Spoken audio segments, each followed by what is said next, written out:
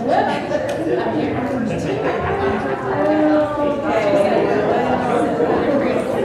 just needs to be reset.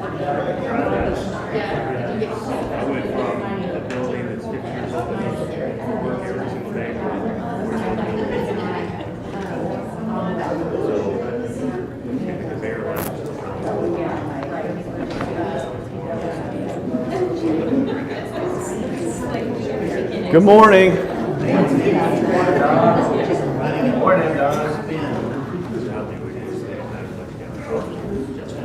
We're going to go ahead and get started. We are in 2 Kings 22 and 23. Good job by Alan on Wednesday to get through 21, kind of there at the end, but it gives us a fresh starting place because we're starting with a new king. So we're got new things to talk about as we get into 2 Kings 22 and 23. Before we do that, let's go to God in prayer. Lord Jehovah, Almighty God, we are so thankful for another day to come together and study from your word, Father, and learn more about you, and help us to apply these lessons to our lives and see where we can better align with you and hold you as our standard, Father. And just thank you so much for everything that you do for us and bringing us here this morning all safely, and just help our hearts and our minds to be focused on you. It's through your Son we pray. Amen. All right, big picture. Let's back up just a little bit. 1 Kings 1.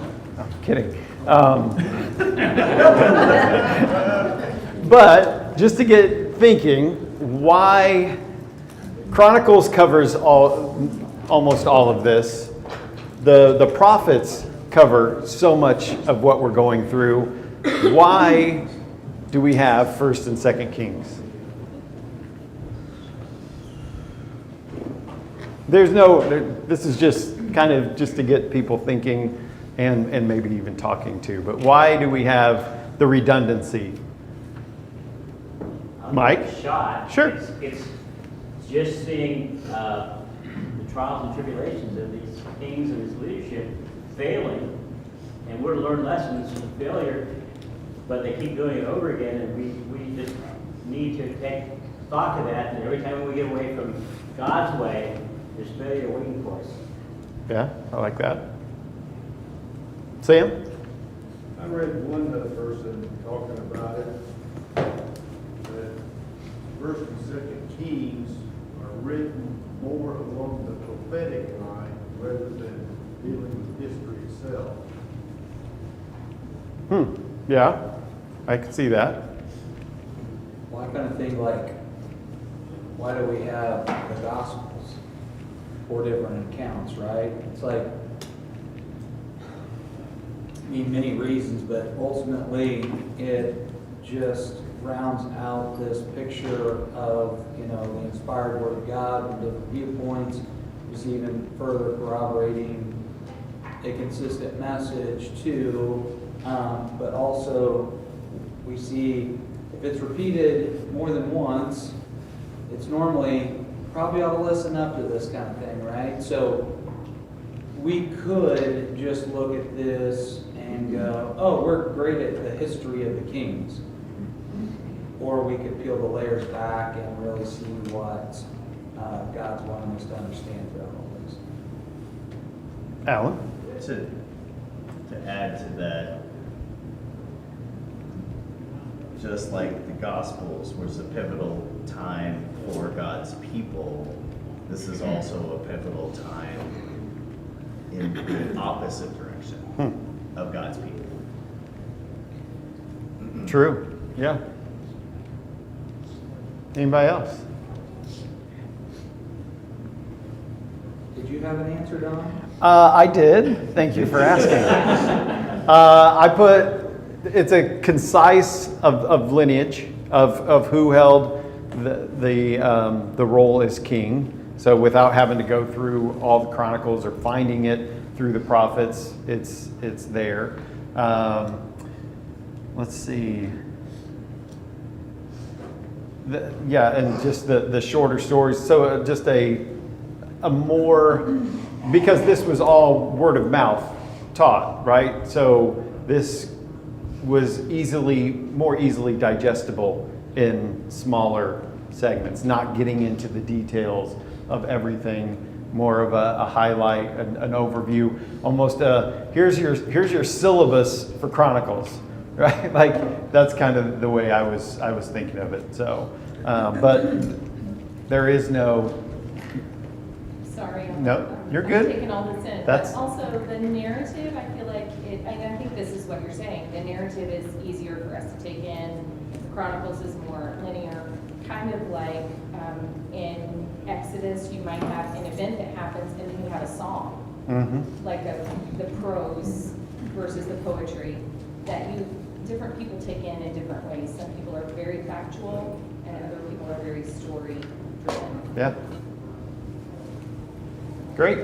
Yeah, I just wanted to kind of get our minds thinking as we get started this morning. So appreciate you all indulging me with that thought exercise.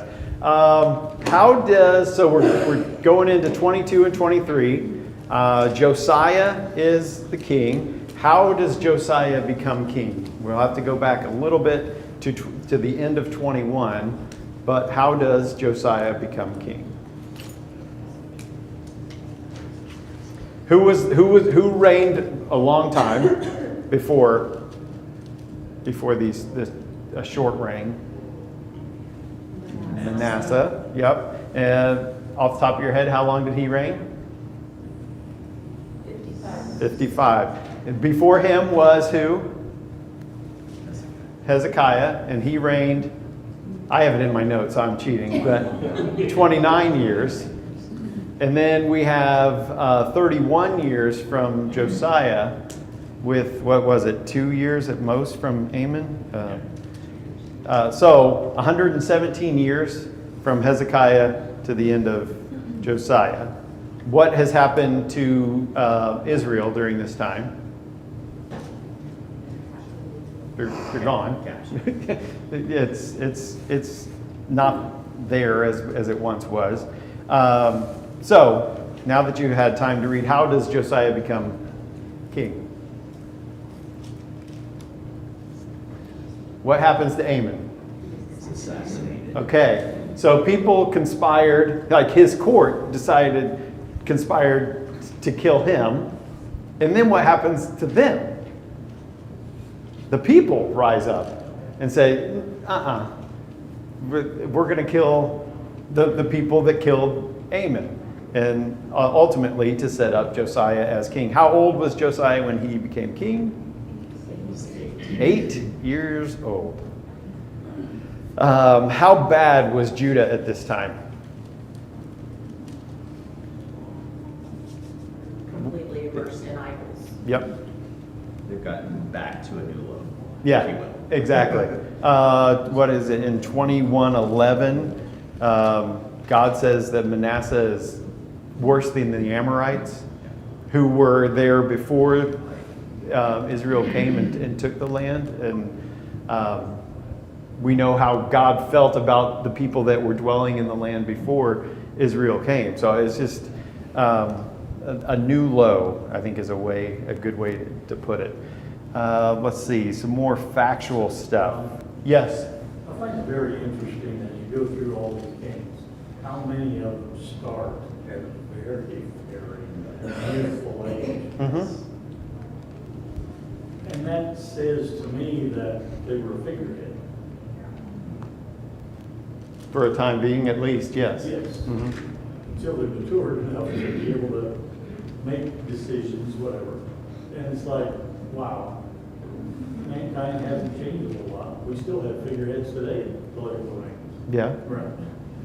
And then nothing but figureheads, because the people around them, the men around them, are the ones really pulling the strings. And it's no different back then. Yeah. People, mankind was doing the same thing. So, 8 years old when he became king. If you read 2 Chronicles 34, that gives you a little bit more to what our point was earlier, a little more backstory on what he does from 8 years old to 16. But in 16, in Chronicles, at 16, he started to seek God as his father, grandfather, great-grandfather, however many years it goes back to David. So as a young age, his heart, though, did turn to God somehow, some way, which is pretty neat to see. Because then at 16, he started to seek God and tore down some of the high places. Or at 20 years old is when he started doing that in the 12th year of his reign, I believe, is what it said there. So chapter 22 kind of just jumps us into the pivotal moment of Josiah's reign. So 18 years into his reign, he's now 26. Is that right? Yeah. He starts to focus on the temple. So he had, if you read in Chronicles, he had done things outside of Jerusalem to this point, and now it was time to come back to Jerusalem to start cleaning things up. And what happens, let's see, hold on. So yeah, he's focused on the temple. Let's read verses 5 through 7. I think this is interesting. And I answer this question, why are we told this? Picking up in verse 5 of chapter 22. And let it be that, back up to 4. Go up to Hilkiah the high priest, that he may count the money that has been brought into the house of the Lord, which the keepers of the threshold have collected from the people. And let it be given to the hand of the workmen who have the oversight of the house of the Lord, and let them give it to the workmen who are at the house of the Lord, repairing the house. That is, to the carpenters, to the builders, and to the masons, and let them use it for buying timber, quarried stone, to repair the house. But no accounting shall be asked from them for the money that is delivered into their hand, for they deal honestly. Why are we told that?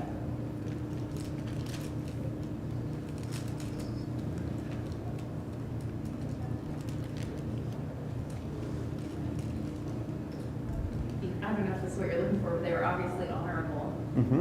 And that would imply that there's a lot of dishonor elsewhere. Yeah.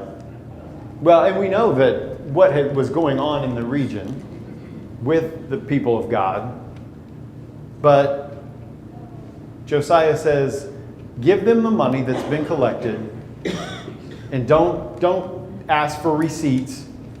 Let's just, these men are trustworthy, let's trust that they're doing it. Yeah, that's the word I was looking at. The men that he had around him, under him, he had gained trust in and knew that they were honest people to work with. So he had a solid foundation of people that was working with him. Mm-hmm. Well, and I think it shows his heart to trust those that have proven themselves to be trustworthy. And all of the evil that was surrounding, there were still trustworthy people, or that are at least started to see a change and wanted to be part of that, and now they're working at the temple, and Josiah says, they're good. We don't need to take an account of the money we're giving them. They're gonna do what's right because of who they are and what they're doing. It just struck out, hit me just in this story. This is told to us so. Well, it shows the value of the work they're doing as well, that we're not going to bother them with slowing them down, and you're constantly doing accounting records. You're not actually doing the work. Yeah, very true.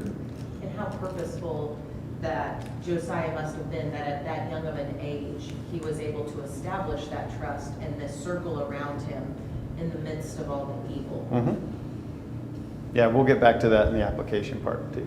Yeah, good job. A few hundred years before that, Joash was the first of many kings that we saw to try to bring back the temple, and he had a similar thought process, but it didn't go nearly as successfully as it did here. Hezekiah did something similar. So we see that there's many generations kind of in between these gaps of really trying to follow God. Mm-hmm. And this is a good accounting of where they're at this point in time in their history too. Yes, Donna? And I think they've shown in the past that people were obligated to do this, to contribute to that. And in the past, we see where it was not used except maybe to buy favors Mm-hmm. with other leaders of the nations around them, like favor items and things like that. So he's putting it to the use that it should be. Yeah, very true. So they're focused on the, Kim, go ahead. Sorry. No, you're good. Reading over in Second Chronicles, it's also explaining that these workers and things were from the different tribes. They were from Levites, and they were from, and you don't see that nearly as much in Kings. Like, it kind of glosses over the tribes. We don't really break that down into it. So it's obvious he has turned back to God and is making more of a connection with the initial tribes and the Levites, especially, that should have been doing that work in the temple all along. Yeah. So to that point, they're focused on the temple. What do they find then? I mean, this story has always just fascinated me, that we're in the temple, we're working, we're restoring the temple, and there's something that we haven't seen for years.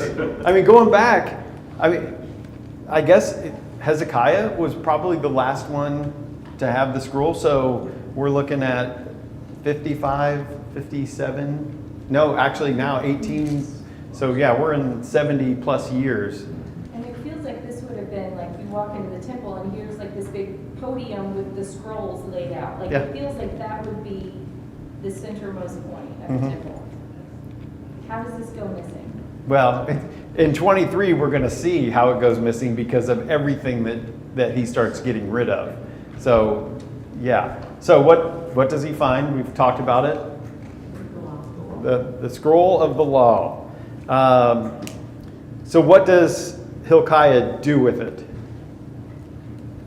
Read it, He reads it. and then bring it to the king. Yes. Then he takes it to Shaphan, the court secretary, and before it gets to the king, Shaphan says what to Josiah?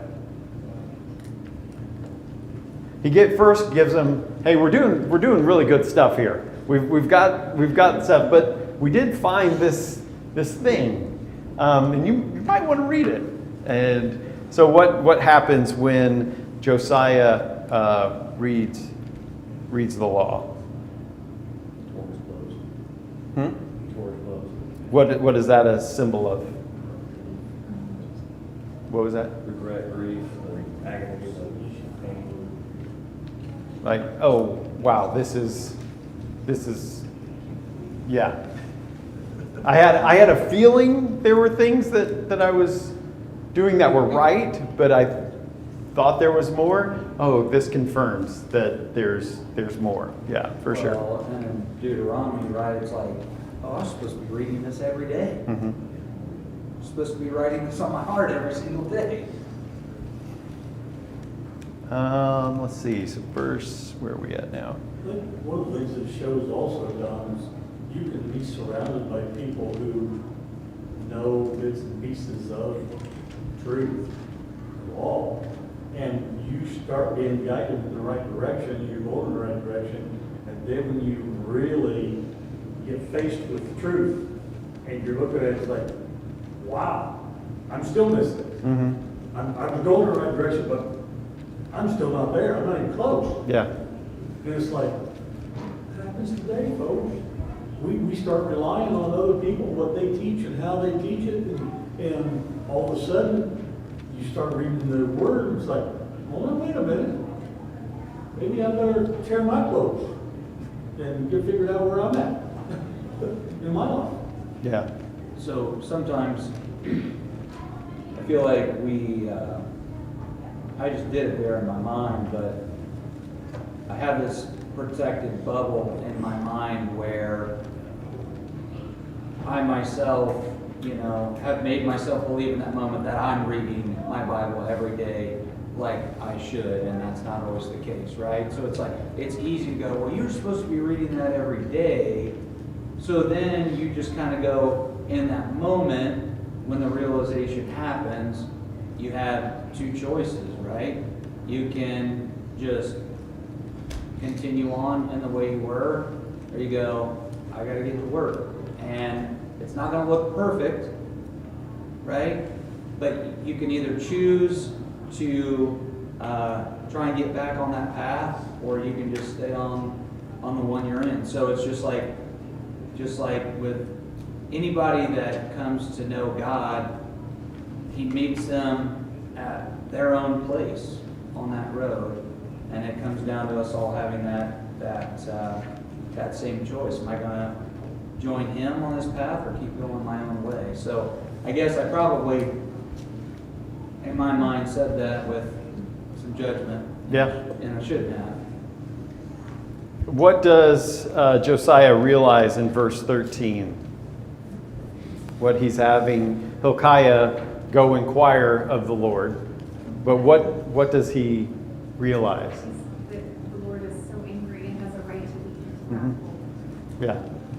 Based on what God gave us way back to where we are now, we've moved towards Him, but we are so far away from Him, and His wrath must be, the wrath of the Lord is kindled against us because our fathers have not obeyed the words of this book to do according to all that is written concerning us. So, Hilkiah goes and finds who? Huldah, the prophet. Prophetess, yeah. Prophetess. And what is her message? Verses 15 through 20. He's not going to destroy Josiah because he has humbled himself, he has come to God, but it's not going to stop what's coming for the people. Yeah. How do we feel about that?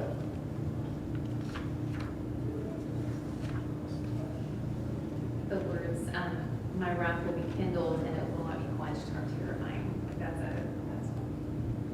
heavy. Mm-hmm. But it's wonderful for him, for Josiah, but it's still coming, so. There's consequences you have to face. The God of mercy and not judgment is not really a God at all. Mm-hmm. It's a God of our own making, and doesn't work. Yeah. Yeah, it didn't say, they've returned to me, but I'm still going to destroy them because of their past, right? They're actively against God, right? They're going away. They've forsaken me, and so we got to remember who created that separation. So, but there's times in life too. It's like, oh, why would God, let that happen? Why would God do this? And it's like, oh, let's remember who walked away, and we wonder why our lives maybe are in a little bit of shambles here. Mm-hmm. This is just a very definitive stroke of the hammer going, you wandered off, you lived in it, now you got to pay the price. And what does this story prove to us, though? To me, in my mind, the answer to that question is God can be found. For those that truly seek after Him, regardless of age, God can be found. And because that's what Josiah did. Josiah was not set up for success to follow after God. I mean, his grandfather was Manasseh, who was extremely evil. His dad was murdered by the people. There was so much death leading up to him taking the reins, but yet he still had a heart to find the Lord. So to me, that's why the Lord's saying, I've been here. You guys left me. This is not me just being angry because I want to be angry. I have been here to be found, and you intentionally have not found me. Yeah, April. And if we take it in context, then they have to face the consequences of their actions. They get taken away, but we know He doesn't leave them. Mhm. He's still there for those that go to him. And he saves them, he supports them, he's there for them, even in the midst of that captivity and that consequence they're facing. So sometimes I have to face the consequences of the choices I made, and they hurt and they're painful. But God's still willing to love me and give me grace through that, but it doesn't stop what I have to face because of my choices. Yeah. Jen? And then I love how God says the steps that he saw in him. I mean, how watchful God is over us. Your heart was penitent, and then you humbled yourself, and you tore your clothes and you wept, and I heard you. I mean, that is a detailed accounting of what he watched in the heart of Josiah. That is so awesome. Yeah. Anything else before we go to 23? Yeah, one last thing. It just, if we, come back like this and kind of look symbolically on this, our bodies are a temple of the Lord. And it made me think of Psalm 119 where he says, I've hidden your word in my heart that I might not sin. So do we have that book of the law in our temples? Is it readily available? Is it fresh for us to refer back to, or have we lost it? Yeah. Great question. Alan, you had something, maybe? Sure. It's gone through my mind throughout these kings. When people have done and seen something that has caused them to tear their clothes, you have to take back, especially the common people. If they're doing this, they don't have lots of clothes like we do, right? They have one or two pairs of clothes to be able to do certain functions, and that's it. And so it meant even more, I think, in those times than it does to us today, to understand that. And if you're a king, those are usually pretty expensive and pretty royal clothing. So just kind of bring in context some of that stuff. I think this also shows God wants a relationship with them still, after everything that they've done, just as he does today. He wants a relationship with us. Even though we sin, he wants us to return, wants us to come back. To April's point, there's still going to be consequences in this life of those things that we've chosen to do, and we have to face that. But also understand, I think verse 20 really points it out, when he says, and you shall be gathered to your grave in peace, and your eyes shall not see all the time. So there's going to be more coming, but because you have come back to me, you yourself, you're going to be at peace through it. And that means that it's no different today. Through Jesus Christ, we have that ability to be at peace with our God. That should be comforting. Chapter 23. I put this as Josiah goes to work. Like he had already started, but now it's let's go. What does he do in the first 3 verses there? Brings the people together. And does what? Reads. Yeah, he reads it to all the people, like least to the greatest. It's clear about that all the people came together because of this important message that had been stumbled upon. And then verse 3, what's he do? Makes a promise. Makes a covenant. And what do all the people do? They joined him in that. They see the seriousness of what's going on. Just think about that scene, right? As he's bringing it to them and standing between the pillars, sharing his conviction. You just kind of feel that. It's pretty awesome. And for those people that may have been there but not had the courage to stand up against the wrongdoing, and they knew what they should, and like they were just sitting back in in the shadows, right? And then to finally have that leader claim God. Yeah. Mike?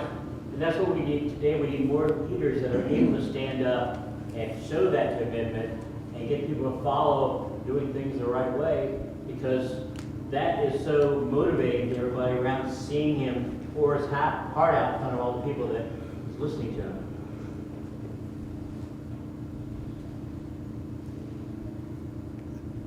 A little bit, this reminds me of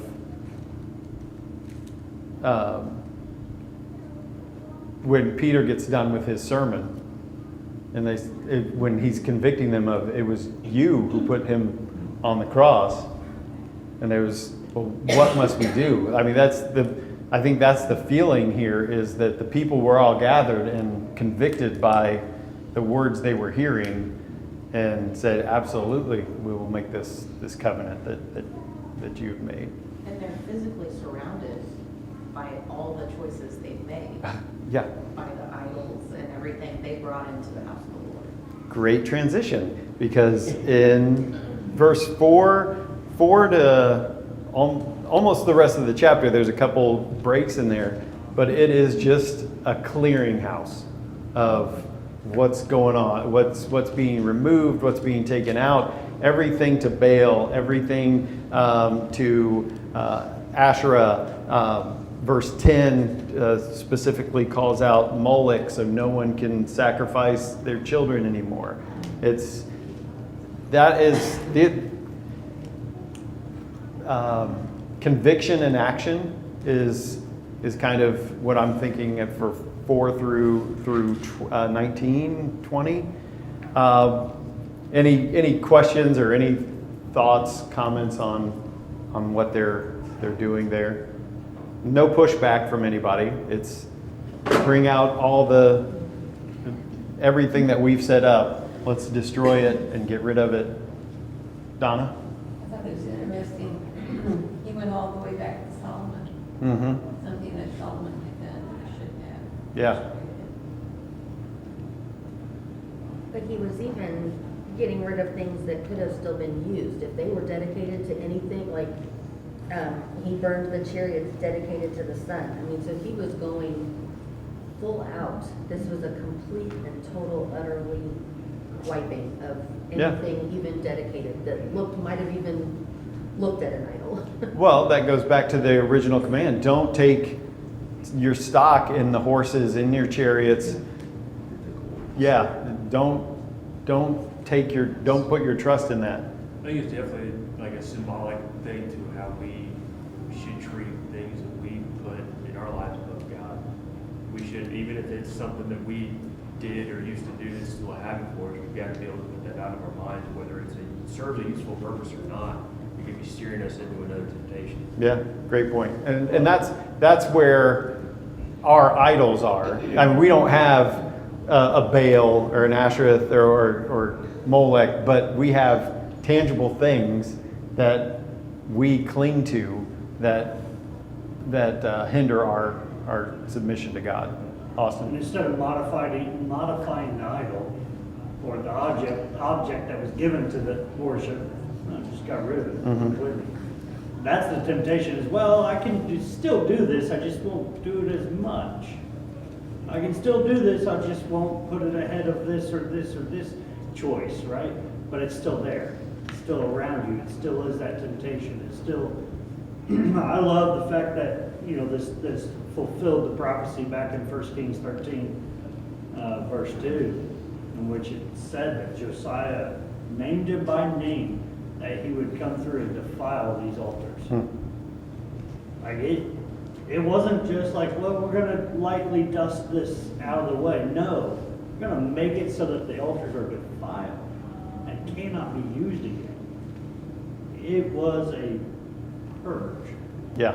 So that's a good word, purge. Yeah. Than what we've seen, because what we don't have is a verse ending, and yet the high places remain. Yeah. Mm-hmm. Right? I mean, how many times do we hear that? It's like, got rid of some idols, got rid of some this, cleaned out, did a little bit of housekeeping, but we still left just that little bit that could always be there to creep back in. Yep. and to that point, they're reading this anew, like it's fresh to them, and so they don't have as much of a hindrance, I feel, this go around because of that. Yeah, they are so far from a knowledge of what they should have been doing to where this is brand new. At least in what Manasseh had brought in, it Yeah. seems as though that's the case, right? Yep, so verse 21. They did all this just in time for Passover. And what do we read about this Passover? It's been a long time. They haven't dedicated themselves to the feast as they're about to do. Yep. Verse 22, for no such Passover had been kept since the days of the judges who judged Israel, or during all the days of the kings of Israel or the kings of Judah. So this was epic. Yes, Jen? And there was that warning before they got the kings, this will not be good for you. Mhm. And that's a huge indicator. Yeah. It's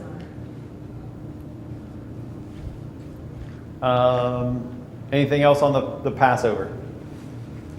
They did it, Mm-hmm. but they didn't do it the right way. It doesn't say there was no Passovers, there was none like it. So we can worship, but it not be what it's truly supposed to be. So, go say that again. So we can worship, but it's, why'd you do that to me? Sorry. We can worship and it not be what it's truly supposed to be. Our hearts not be where they're supposed to be.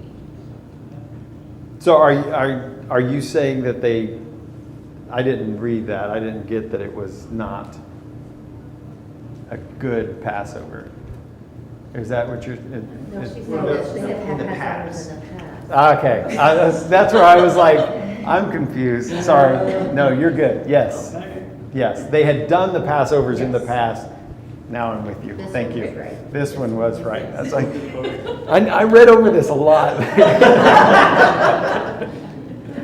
Thank you. No, completely understand that and agree. Yes, yes, perfect. I think that's a great point. We can go along worshiping what, if we don't read the law, which they hadn't done from the start of the kings. They didn't know what really was supposed to be done. So they were going on, oh, yeah, I remember doing this, I remember doing that, and doing things. It's so important for us to make the application in our lives today with our worship and what the Lord wants. Not based it on what somebody did 100 years ago, 50 years ago, Yeah. 20 years ago. We're quickly running out of time. Verse 25, speaking of Josiah, before him there was no king like him who turned to the Lord with all his heart, with all his soul, and with all his might, according to the law of Moses, nor did any like him arise after him. To Dawson's point, he was young, probably a figurehead when he was little, but to mature to this point, to have that written about you, that's pretty strong. And that also goes back to that point that God is there for those that truly seek him, that he will be found. Aaron. Well, for sake of timeline, in verse 3 of chapter 22, we're in the 18th year of King Josiah, when they find the book. Right, yeah. Williams that wanted all this work.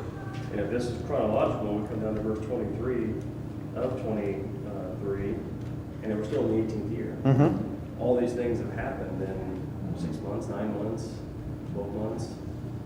From the time that they found the law, yes, yep, He's yes. just speed running all these things. He's not waiting to do the right thing at some point, Mhm. or saying, we'll get to it, but here's my plan. We're going to do this over the next 5 years. We'll get it done. Yeah. Nor He's did gonna he make a celebrate change. the Passover and then go, check, I'm done. Mm-hmm. Now, he goes right back into, and he got rid of this, and then he got rid of this, and then he got rid of this.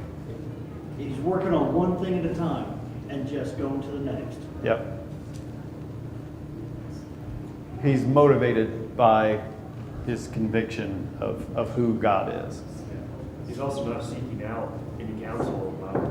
I wouldn't imagine he'd be seeking out counsel about it because the people who were giving counsel to the previous kings may have been influencing the new ones if he had the same circle around him. Yeah.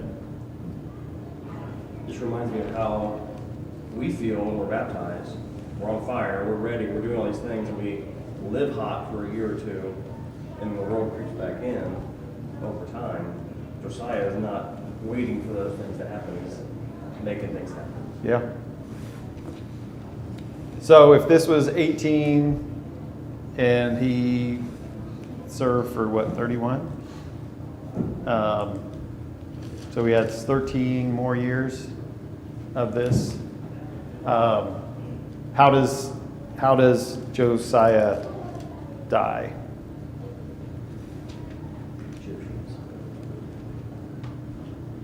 The Second Chronicles actually gives us an account that indicates the Egyptian pharaoh said, I am on a mission for God, the very God that you serve, don't stand in my way. And he suffered the consequences of attempting to do just that. Mm-hmm.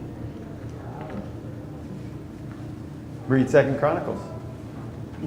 There's more to the story. All right, thank you all for your participation. 24, 25 for Wednesday. Thank you all.